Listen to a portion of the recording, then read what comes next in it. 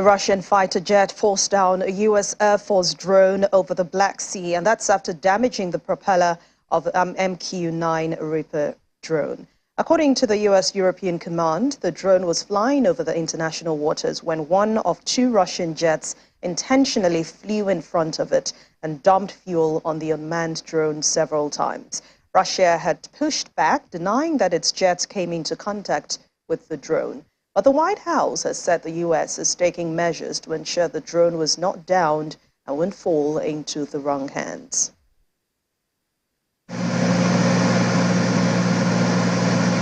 An American MQ-9 Reaper surveillance drone was forced to crash into the Black Sea after two Russian fighter jets performed what the U.S. called a reckless intercept.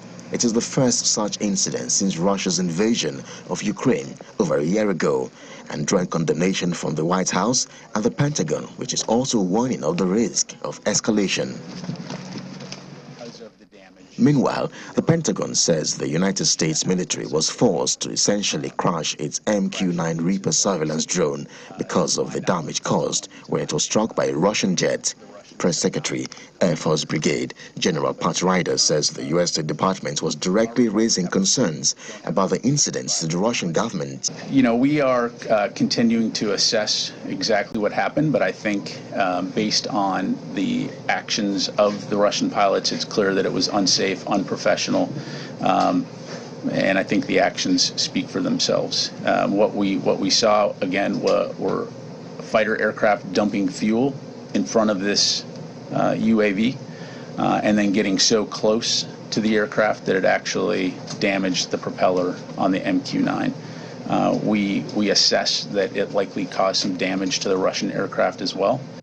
U.S. Majority Leader Mr. Chuck Schumer calls the incident another reckless act by Russian President Mr. Vladimir Putin and his military. Mr. Schumer calls on President Putin to stop the behavior before he's the reason for an unintended escalation. Now, earlier today, two Russian military aircraft conducted an unsafe intercept with an unmanned U.S. surveillance drone that was operating within international airspace over the Black Sea. This intercept was so dangerous and so brazen that the U.S. Air Force was forced to crash their drone into international waters. It is another reckless act by President Putin and his military. And I want to tell Mr. Putin, stop this behavior before you are the cause of an unintended escalation. We have seen this behavior from the Russian military before, and it will not deter the United States from conducting operations over the Black Sea. These aggressive actions by Russian aircraft are risky and could lead, I repeat, to unintended escalation. In the meantime, Australia's acting Prime Minister, Mr. Richard Marles, says Russia is not playing by the rules following an encounter with a U.S. drone. The American drone was operating in international airspace in accordance with international law. We see interactions between militaries in international airspace on the high seas, but there's an expectation that those interactions will occur in a professional way. And what's clear here is that Russia has not acted in a professional way, and that has resulted in the downing of this drone. Once again, this is an example of Russia not playing by the rules, and that's actually at the heart of what's happening in the conflict in Ukraine. On the other hand, Russia's defense ministry says its fighter jets did not come into contact with the U.S. drone that crashed into the Black Sea. The defense ministry says in a statement that, open quote, the MQ-9 drone went into unguided flight with loss of altitude and collided with the water surface. It says the Russian fighters returned safely to their home airfield, end quote. The Russian ambassador to the U.S., Mr. Anatoly Antonov, says Russia does not want confrontation with the U.S. after he was summoned to the State Department following the incident. Although no lives were lost, but it was a reminder of the risk of direct confrontation between the United States and Russia over the ongoing war in Ukraine.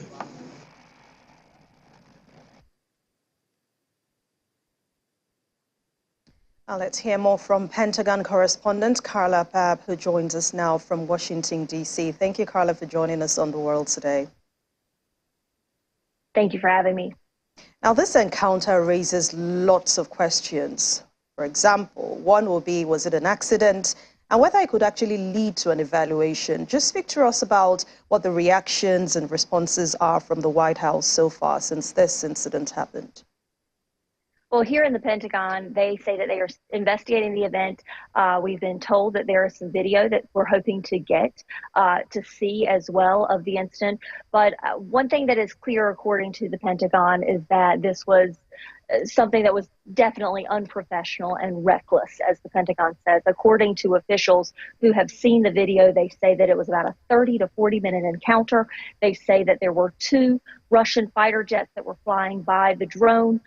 They were dumping their fuel on the drone. And this isn't just a small drone. Just think this drone is about 11 meters long. It's about 22 meters wide with a wingspan. So a very big drone. They were dumping fuel on it. And then apparently one of the fighter jets got too close to it and damaged the propeller after they collided. And the U.S.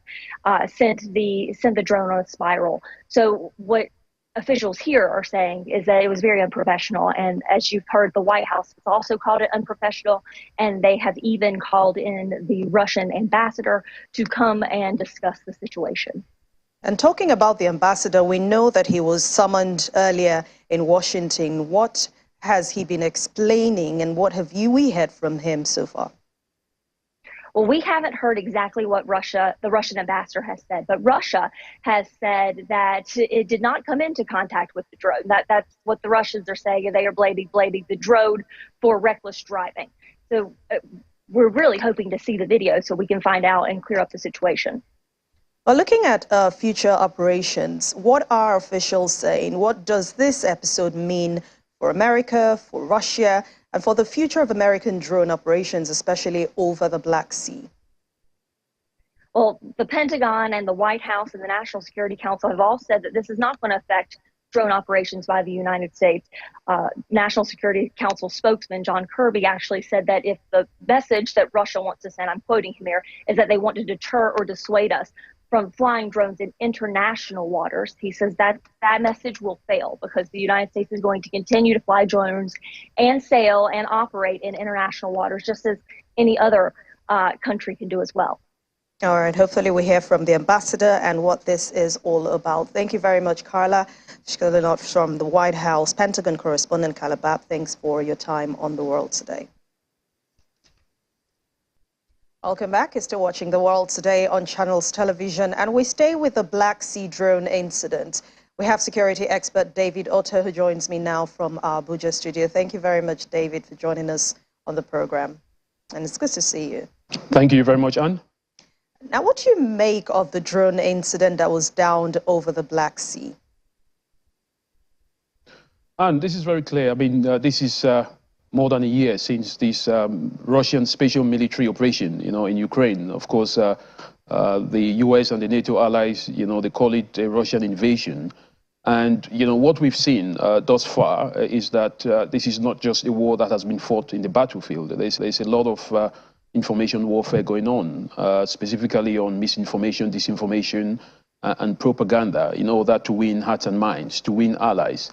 And this is one clear incident that has given an opportunity for the U.S. and our NATO allies to some kind of, heighten the situation and try and paint Russia with a black brush. Now, what the U.S., especially the Pentagon press secretary, is saying, General Ryder, he's saying specifically that the Russians, have been very unprofessional and reckless. And he said that actually it is not the Russians that brought down, or the Su-27, which is, the Russian fighter jet, that brought down the UAV. It is actually the U.S. itself, because, of course, according to the U.S., that UAV, the propeller had been damaged. So they were forced to bring it down. Now, over the Red Sea and, what they call international waters, specifically why they use that term is to make it very clear that this was not anywhere close to Russian airspace or Russian territory. What the Russians are saying is that, as they've done before, is said, well, we don't know about this. We did not get into contact with this UAV, and we deny any of these allegations. So they're simply saying that they are not responsible for that. And this came from the Russian ambassador to the US. But what was very intriguing was the fact that he made it also clear that even if they were responsible, what would the US do if, for example, there was a UAV that, was flying across, California, I mentioned. But of course, there is no evidence. The US has not said that it was flying anywhere close to Russian airspace. But that, brings to mind, the US reaction to what we saw when the so-called Chinese balloon was flying across the US state, and the US shut it down. So what the implication perhaps, from the Russian side is that, you would do the same thing if this were in your own territorial or airspace. But of course, there is no dispute here because the US makes it very clear that, this was in the international waters, this was in the Black Sea. But of course, Russia says we don't know anything about it. So it's just part of that continuous propaganda and misinformation, disinformation, information warfare that will continue to go on as the war drags on. Yeah, so with Russia now saying or denying the fighter jets ever came into contact with that fighter jet and the US drone, the Russian ambassador to the US said that Russia does not want confrontation with the US. But the question now is, what was the American aircraft doing near the Russian border? Yes, what America has made very clear from the Pentagon press secretary is that, this UAV was flying, above international waters, which is the Black Sea. And international waters means specifically that, no one has any control of that airspace.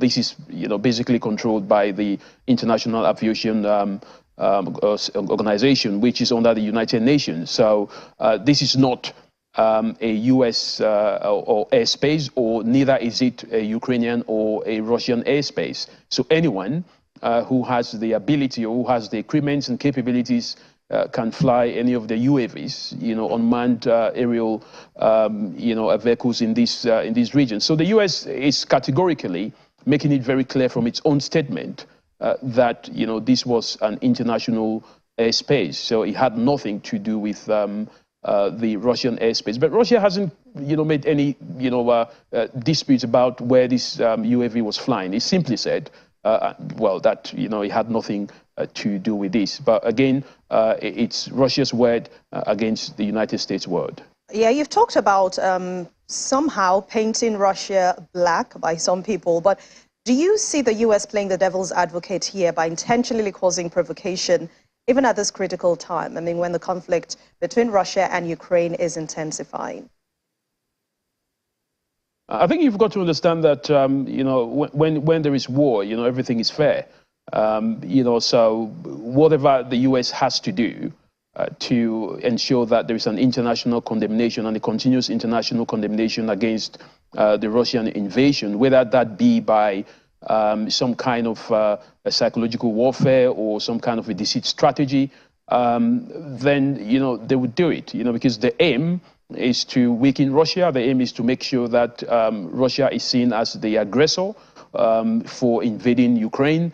The aim is to show that the continuous occupation of Ukrainian territory and the continuous military operations that Russia is carrying out is illegal and illegitimate. So, this is a standard operative procedure now, by not just the US, I have to add, but by NATO allies, by the European states, that every situation or every incident that, could make Russia look bad will be exploited. Now, this is not to say Russia is completely innocent, but this is to say that, this is part of the warfare. And as long as the war goes on, we will see such, incidents being hyped. We will see propaganda. We will see misinformation. We will see a lot of disinformation happening. It's part of the game as long as this war drags on. Implications to this, especially the downing of that drone into the Black Sea. What do you think are the immediate implications of this action? I think there isn't much that is going to happen because, of course, I think the next thing would be perhaps some kind of an investigation. But who is going to investigate? Who is going to be the referee that, can, have the ears of or the buying of the US and of course, Russia? I don't think, there is much that is going to come out of this. I mean, the information is very clear. I mean, it's just a way of, shaking the table, I call it, in terms of, ensuring that eyes again of the international community, especially those who do not buy into the Russian narrative, to continue to support Ukraine and to continue to support, her NATO allies, to support them with equipment, to support them with morally, to support them with resources, and perhaps even to support them with fighters to ensure that Russia becomes weakened. So nothing is going to happen out of this. I mean, it has ended. The Pentagon has said what it has said. It has accused Russia of bringing down or causing the UAV to be brought down. Russia has denied it. And, this is where it's going to end. Nothing is going to happen. We just have to wait for the next incident. Implication on the grain deal, I mean, knowing that the ship will be passing the Black Sea where this incident occurred. Yes, I mean, this is a very big concern because, of course, we're talking about the Black Sea, which, of course, is the passage where this grain deal is meant to utilize, to get grains from Ukraine to across Europe. This has caused a lot of inflation. But remember that the Russians, had a tete-a-tete, with the United Nations and to talk about the renewal of this grain deal. And what Russia did in that, renewal session was to say that it will no longer renew the grain deal for 120 days because that grain deal expires on the 18th of this month, which is on Saturday. So the whole point was that it will be renewed for 120 days. But the Russians have said they would cut down that date to 60 days. And the Ukrainians are saying actually 60 days is not, is in violation of the initial agreement. But I don't think this particular incident is going to have any sort of impact because, the U.S. is going to continue to fly its UAVs, in international waters. That will not deter it. But perhaps, it does indicate, from the Russian side, as they said, we are doing all the, giving in to Ukraine to export their grains. But what about our grains? What about our currency? What about the insurance companies that have been sanctioned? That is also causing us not to export our grain. So according to the Russians, the deal is standing on one leg because, of course, it just, favors Ukrainian export. So I think, the challenge here is that all these incidents that are happening, could further slow down this agreement. But I don't think it would have a direct impact in such a way that it would halt the situation. Now, while Russia was downing the drone, also German fighter jets and even the British fighter jets intercepted Russian fighter jets near Estonian airspace. It would appear as though more and more non-combatants are already being drawn into all of this. Do you think the risk of escalation has reached a level where everyone should be worried?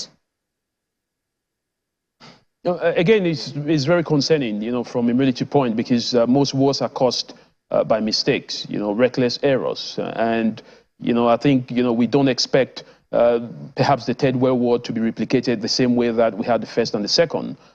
Some analysts have argued that we're already fighting the Third World War with what is ongoing. The IL-78, which was intercepted, was a refueling Midas jet, from Russia. And I think what happened specifically in that incident was that, the German and the UK jets were carrying out, some kind of a joint military operation with Estonia, and that jet, came very close to the Estonian airspace.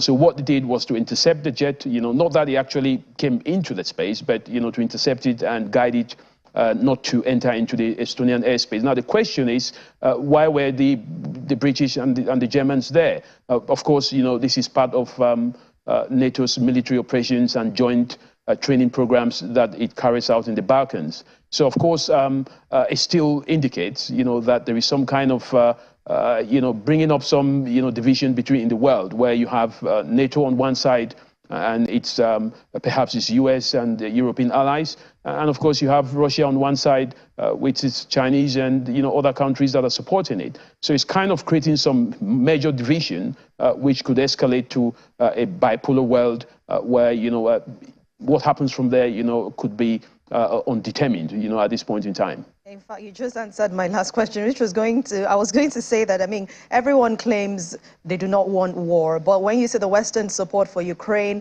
and on the other side, the Chinese support for Russia, does it appear that there won't be war, or do they really not want war? I think the world is really getting into that level of geopolitical compartment, where each powerful state wants to have an ally.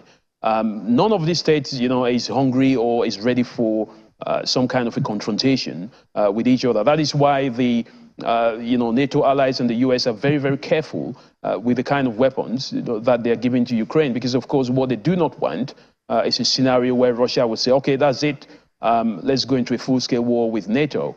And this is the same thing. I don't think China wants a war by supporting Russia. I think what China perhaps is doing, I'm not speaking for China, but I think what they're doing perhaps is to create some kind of geopolitical equilibrium, whereby if we support Russia and perhaps NATO and the US supports Ukraine, then it creates a situation where nobody wants to fight anyone, because no one wants to fight a war that they can't win. All right, thank you very much to security expert David Otto. Thanks for your time on The World Today. Thank you. To other stories now. Dutch Defense Minister Kajsa Ollongren said the Netherlands will give Ukraine 2 minesweepers, drone raiders, and an M3 amphibious bridge building system. He was speaking at a news conference in the Ukrainian city of Odessa when her Ukrainian counterpart Oleksiy Reznikov. His press statement said the drone raiders and M3 system will be acquired directly from the industry, and the 2 minesweepers will be delivered to Ukraine in 2025, as the ships are intended to look for mines in the Black Sea after the war.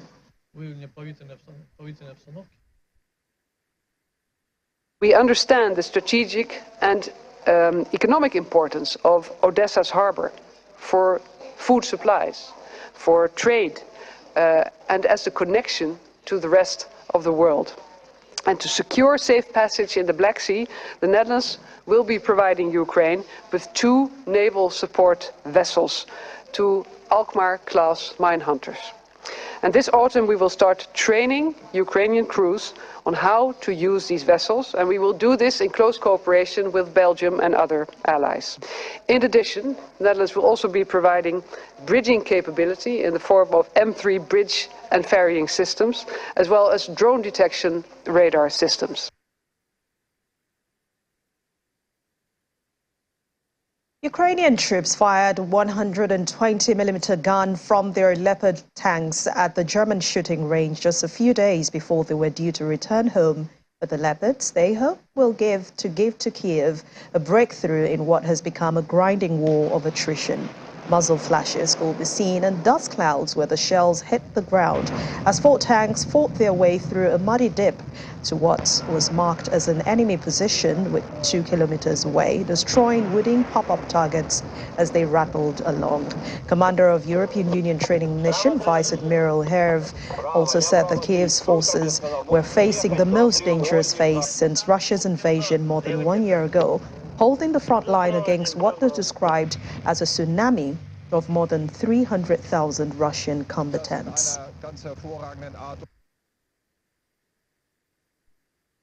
I would say that the Ukrainians are facing the most dangerous phase of the war since the illegal aggression on the 24th of February last year. No, they are in a kind of defensive position against more than 300,000 Russian combatants, maybe not the best trained or the best equipped combatants, but they are facing this kind of tsunami of soldiers.